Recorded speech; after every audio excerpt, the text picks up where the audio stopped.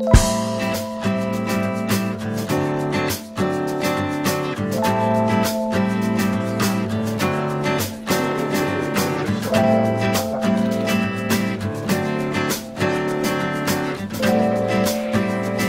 Technion, c'est un modèle qui va de la recherche fondamentale jusqu'à l'aide à la création de start-up et au partenariat avec les entreprises. Nous ferions bien de nous inspirer davantage de ce modèle.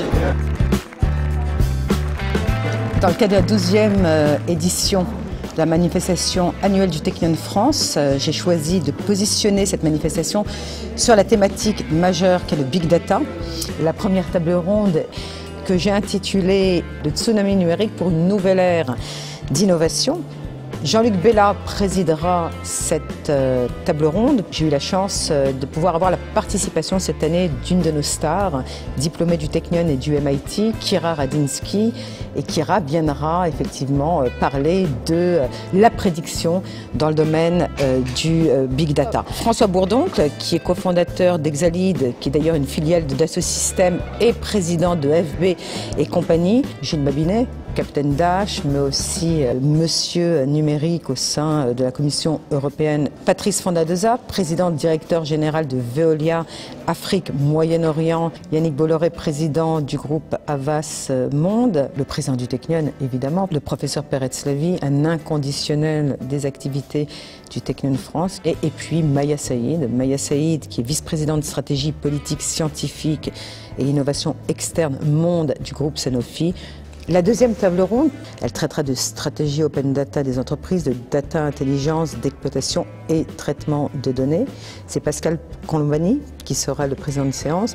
À ses côtés, le professeur Shai Chenor de la faculté de médecine du Technion, Jean-François Master, directeur scientifique du groupe Total, Nathalie Boulanger du groupe Orange, Ronan Stéphan du groupe Alstom, Mohamed Afshar, Ariana Pharmaceutical, très belle start-up française, Patrick Bensaba, fondateur et président de Business et Décisions, diplômé du Technion. Une troisième table ronde sur la formation et l'éducation semblait absolument nécessaire. J'ai demandé à Cédric Villani, mathématicien, médaillé Fields 2010, directeur de l'Institut Henri Poincaré, de présider cette séance.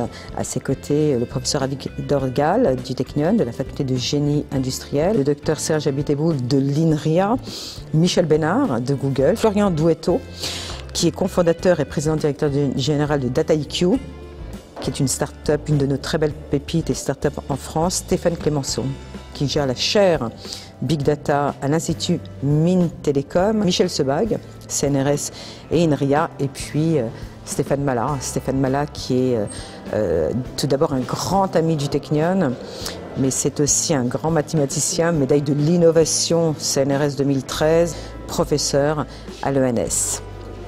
Et la quatrième table ronde pour conclure, eh bien, cette journée passionnante et intense, incontournable était également de poser la question de la confidentialité et de la protection, de la gestion des données personnelles. Jacques Marceau, président d'Aromat, préside cette séance. À ses côtés, Kobi Kramer de la faculté de génie électrique du Technion, Francis Jutan, directeur scientifique à Institut Mines Télécom, Alain Bensoussan, maître Alain Bensoussan, le spécialiste en matière juridique dans tout ce qui est technologie avancée, Bernard Bourgolian de Microsoft, François Soulier-Fogelman, directrice scientifique à l'Institut Mines Télécom et Terralab, Jacob Essler, qui est cofondateur d'une start-up française qui s'appelle Tiny Clues, et puis évidemment la CNIL, Commission nationale d'information et liberté de la CNIL, représentée par son vice-président Éric Pérez.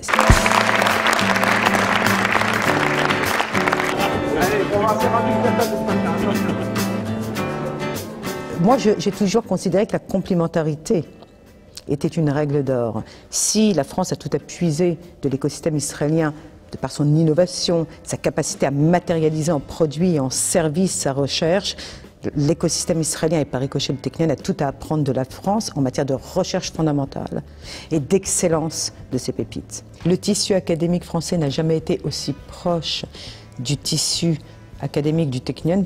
We have excellent relationship with French universities, and France is, for us, is at the heart of Europe, the heart and soul of Europe. Je rêverais de voir la France comme un troisième partenaire stratégique comme la Chine et les États-Unis avec le Technion. C'est pour ça que j'ai fait venir très souvent au Technion le campus Paris-Saclay, qui me semble être pour moi le lieu idéal pour abriter un Technion. I recruited Muriel 12 years ago. When I was vice president, she really turned the Technion in France into an icon of Israeli entrepreneurship, Israeli innovation, Israeli success, and I'm very proud of her. She is marvelous.